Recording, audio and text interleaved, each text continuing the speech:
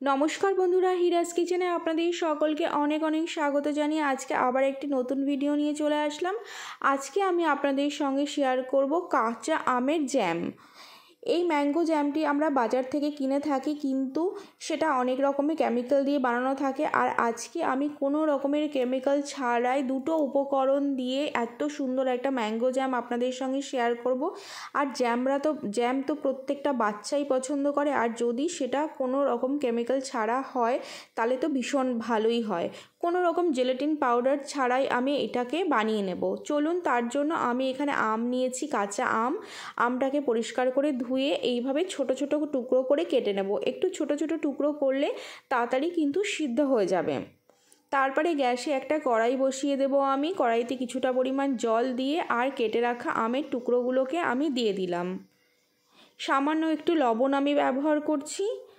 আর ফুটে ওঠার পরে 3 থেকে 4 মিনিট লাগে আম সিদ্ধ হতে কিন্তু বেশিক্ষণ সময় লাগে না। আমটা সিদ্ধ হয়ে যাওয়ার পরে আমি জল ঝরিয়ে এরকম একটা ছেঁকনির মধ্যে নিয়ে নেব। গরম অবস্থায় কিন্তু করবেন, তাহলে কিন্তু আমটা ভালো হয়ে যায়, এরকম সিল্কি হয়। এই প্রসেসটা কিন্তু অবশ্যই করবেন। একটা ছেঁকনির মধ্যে নিয়ে হাতা কিংবা এরকম ধরনের স্প্যাচুলারের মাধ্যমে আমটাকে এইভাবে একটু ছেঁকে নেওয়ার চেষ্টা করবেন, তাহলে কিন্তু জেলিটা খুব সিল্কি হবে আর কোনো রকমের আঁশ বা কোনো কিছু এর মধ্যে থাকবে না।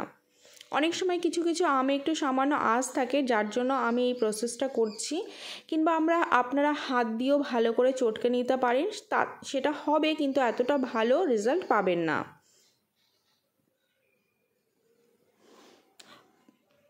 তারপরে আমি যে আমের কাতটাকে বের করেছিলাম সেটাকে জল দিয়ে আমি একটু পাতলা বানিয়ে নেব। এই রেসিপিটা মাত্র দুটো উপকরণ দিয়ে হয়, কিন্তু ভীষণ ভালো হয় আর খুবই সহজ রেসিপি, কিন্তু স্টেপ বাই স্টেপ আপনাদের ফলো করতে হবে।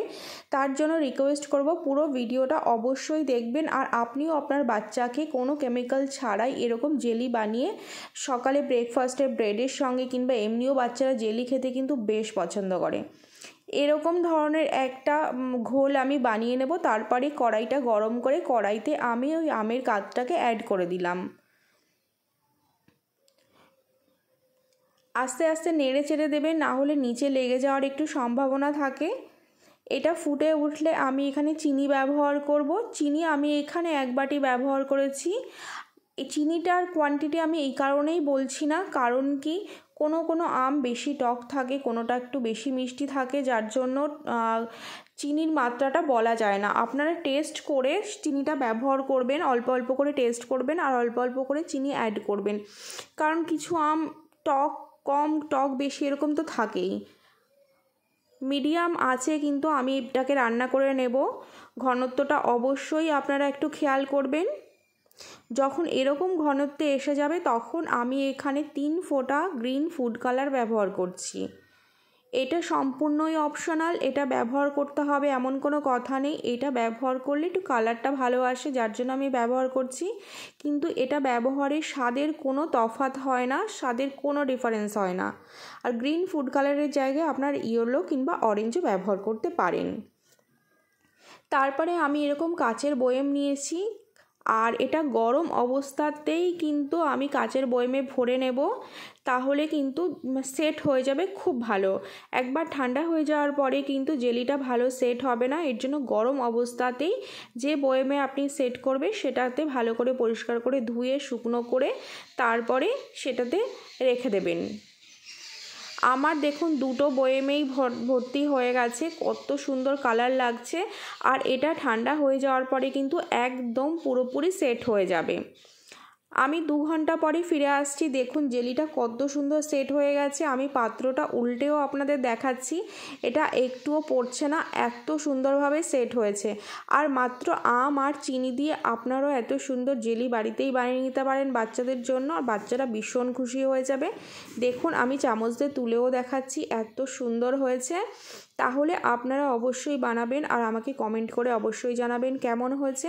আর যদি আমার ভিডিওটা ভালো লাগে অবশ্যই কিন্তু লাইক করতে ভুলবেন না, আর অবশ্যই সাবস্ক্রাইব করে যাবেন যারা নতুন বন্ধু, আর সাইডে থাকা বেল বাটনটি অবশ্যই প্রেস করবেন, তাহলে যখনই আমি ভিডিও পোস্ট করব আপনাদের কাছে খুবই সহজে নোটিফিকেশান পৌঁছে যাবেন। সুস্থ থাকবেন, ভালো থাকবেন, আবার আসবো কোনো নতুন ভিডিওর সঙ্গে।